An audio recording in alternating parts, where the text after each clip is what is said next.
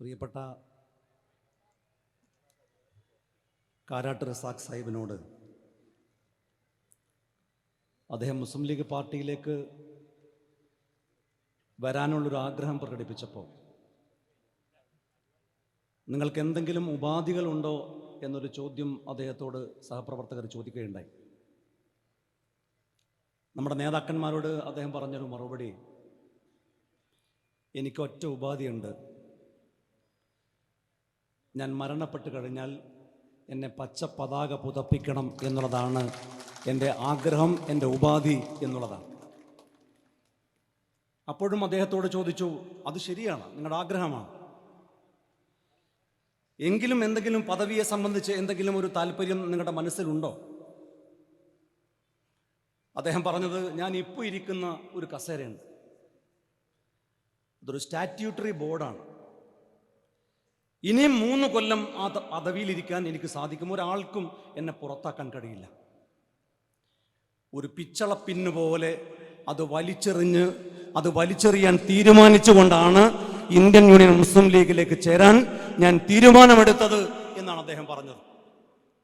ഒരാഗ്രഹവുമില്ലാതെ, ഒരു ഉപാധിയുമില്ലാതെ ഈ പാർട്ടിയിലേക്ക് കടന്നു വന്ന, ഈ മുന്നണിയിലേക്ക് കടന്നു വന്ന പ്രിയങ്കരനായ കാരാട്ട് റസാഖ് സാഹിബ് അദ്ദേഹം സംസാരിക്കുമ്പോൾ ഒരു കാര്യം പറഞ്ഞു, എനിക്ക് ആശങ്കയുണ്ട് 51 വെട്ടുമോ എന്ന്.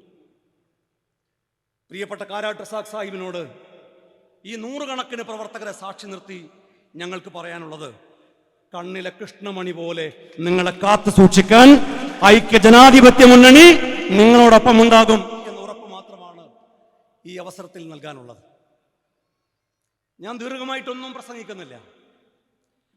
കൊടുവള്ളിയെക്കുറിച്ച് ഓർക്കുമ്പോൾ ഒരു തെരഞ്ഞെടുപ്പുമായി ബന്ധപ്പെട്ട ഒരു ആലോചന എൻ്റെ മനസ്സിലേക്ക് കടന്നു വരുമ്പോൾ എൻ്റെ മനസ്സിലേക്ക് ആദ്യം ഓടിയെത്തുന്നത്, ജീവിതത്തിൽ ആദ്യമായി ഞാനൊരു തെരഞ്ഞെടുപ്പിൽ വിജയിച്ചത്, ജീവിതത്തിൽ ആദ്യമായി ഒരു ജനപ്രതിനിധിയായത്, ജനപ്രതിനിധി എന്ന് പറയാൻ കഴിയുമോ എന്ന് എനിക്കറിയില്ല, തെരഞ്ഞെടുപ്പിൽ വിജയിച്ചത് ഈ കൊടുവള്ളി നിയോജക മണ്ഡലത്തിലെ ചക്കാലക്കൽ ഹൈസ്കൂളിൽ നിന്ന് സ്കൂൾ ലീഡറായിട്ടാണ് എന്നുള്ളത് അഭിമാനത്തോടെ ഞാൻ ഓർക്കുകയാണ്. ഒരു ജനപ്രതിനിധിയാവാൻ വീണ്ടും ഈ കൊടുവള്ളി മണ്ഡലത്തിൽ പാർട്ടി എനിക്കൊരു അവസരം നൽകിയതിന് ഞാൻ സർവശക്തനെ സ്തുതിക്കുകയാണ്. എൻ്റെ പാർട്ടിയോട് ആത്മാർത്ഥമായ അഭിനന്ദനവും കടപ്പാടും ഞാൻ രേഖപ്പെടുത്താൻ ആഗ്രഹിക്കുകയാണ്. പിന്നെ ഈ കൊടുവള്ളി എന്ന് പറഞ്ഞാൽ കുട്ടിക്കാലം മുതൽ എനിക്ക് കുറെ കൗതുകമുള്ളൊരു ഓർമ്മയാണ്.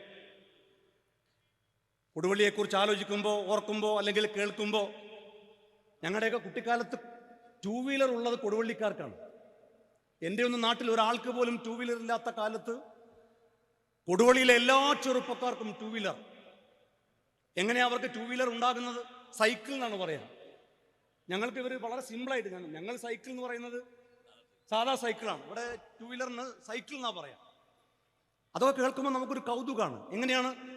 എല്ലാവരും അധ്വാനശീലരാണ്, റിസ്ക് എടുക്കാൻ, ബിസിനസ് ചെയ്യാൻ. അങ്ങനെ സ്വന്തമായി ബിസിനസ് ചെയ്യുന്ന, പഠിക്കുമ്പോൾ തന്നെ ബിസിനസ് ചെയ്യുന്ന, വാഹനം സ്വന്തമായി ഉടമസ്ഥതയുള്ള ചെറുപ്പക്കാരുള്ള ഒരു പ്രദേശം ലക്ഷ്മി കോളേജ് നമ്മുടെ ഒരു കൗതുകമാണ്. ഒരു നല്ല ഫുട്ബോൾ മത്സരം കാണണമെങ്കിൽ, കോയപ്പ ഫുട്ബോൾ മത്സരം കാണണമെങ്കിൽ, അല്ലെങ്കിൽ ഫിനിക്സിന്റെ ഫുട്ബോൾ മത്സരം കാണണമെങ്കിൽ ഈ പുഴയോരത്ത് വരണം. ഫുട്ബോൾ മാത്രമല്ല, കൊടുവള്ളിയെ കുറിച്ച് ആലോചിക്കുമ്പോൾ ഫുട്ബോൾ മാത്രമല്ല, നല്ല വോളിബോൾ കളിക്കാരുള്ളത് പരപ്പൻപൊയിൽ. ഇന്നലെ ഇന്ത്യൻ ഫുട്ബോൾ താരമായ കിഷോർ കുമാറുമായി സംസാരിക്കാൻ ഒരു അവസരം കിട്ടി. പരപ്പൻപൊയിലിന് മാത്രം 100 കണക്കിന് വോളിബോൾ താരങ്ങളുണ്ട്. ഈ പരപ്പൻപൊയിൽ നിന്നാണ് ഇന്ത്യൻ വോളിബോളിലേക്ക് ഒരാൾ പോയത്, കിഷോർ കുമാർ. നരിക്കുനി വോളിബോളിന്റെ കേന്ദ്രമാണ്. പിന്നെ ഒരു ഡാൻസ് കാണണമെങ്കിൽ കൊടുവള്ളിയിൽ വരണം, ഉമ്പാറ്റ അല്ലേ? ഞങ്ങൾ കുട്ടിക്കാലത്ത് ഉമ്പാറ്റയുടെ ഡാൻസ് കാണാന്ന് പറഞ്ഞാൽ ഈ കൊടുവള്ളി ഹൈസ്കൂൾ ഗ്രൗണ്ടിൽ അത് കാണാൻ വേണ്ടി ഞാനൊക്കെ എത്രയോ വന്നിട്ടുണ്ട്. ഉമ്പാറ്റ എവിടെയാണെന്ന് എനിക്ക് അറിയില്ല, ലൈവാണ്. അങ്ങനെ എന്തെല്ലാം കൗതുകമാണ് ഈ കൊടുവള്ളിയെക്കുറിച്ച് ആലോചിക്കാനുള്ളത്. ഇനി നിങ്ങൾ നോക്ക്, ഞാൻ കഴിഞ്ഞ ദിവസം പോയി നരിക്കുനിയിലെ എരവന്നൂര്, അവിടെ പിന്നെ എന്താണ് ഒരു നരസിംഹ സുദർശന ക്ഷേത്രം. കേരളത്തിൽ ഒറ്റ പ്രതിഷ്ഠയാണ്, 4000-ലേറെ കൊല്ലം പഴക്കം. ശ്രീകൃഷ്ണന്റെ അനുഗ്രഹത്തോടെ പാണ്ഡവന്മാർ പ്രതിഷ്ഠ നടത്തി എന്നാണ് വിശ്വാസം. ഞങ്ങളവിടെ ചെന്നപ്പോൾ ഉമർ മാഷ് ഗവൺമെന്റിന്റെ ഒരു ഫണ്ട് വാങ്ങിച്ചു കൊടുത്തതിനെ കുറിച്ചൊക്കെ വളരെ സന്തോഷത്തോടെ അവർ ഞങ്ങളുമായി പങ്കുവച്ചു. 4000-ലേറെ വർഷത്തെ പഴക്കമുള്ള ക്ഷേത്രമുള്ള ഒരു പ്രദേശമാണ് ഈ കൊടുവള്ളി. മടവൂർ CM മക്കാം 10,000-കണക്കിന് തീർത്ഥാടകർ വരുന്ന ഒരു പ്രദേശമാണ്. സീറോ മലബാർ സഭയുടെ ആസ്ഥാനമുള്ളത് താമരശ്ശേരിയിലാണ്. Bishop house, Thamarassery bishop house. അങ്ങനെ എല്ലാ മതങ്ങളുടെയും ഓരോ കേന്ദ്രങ്ങൾ, ഒരു അടയാളമുള്ള ഒരു പ്രദേശം, അങ്ങനെയുള്ള ഒരു പ്രദേശമാണ് ഈ കൊടുവള്ളി. കൊടുവള്ളി എന്ന് ഗൂഗിളിൽ സെർച്ച് ചെയ്താൽ, ഞാൻ വെറുതെ കൊടുവള്ളിയുടെ ഒരു അർത്ഥം ChatGPT-യോട് ചോദിച്ചു. അപ്പോൾ അതിന് ശരിയായ അർത്ഥമാണെന്ന് എനിക്കറിയില്ല. കൊടുവേ വെള്ളി എന്നാണ് അതിൻ്റെ അർത്ഥം പറഞ്ഞത്.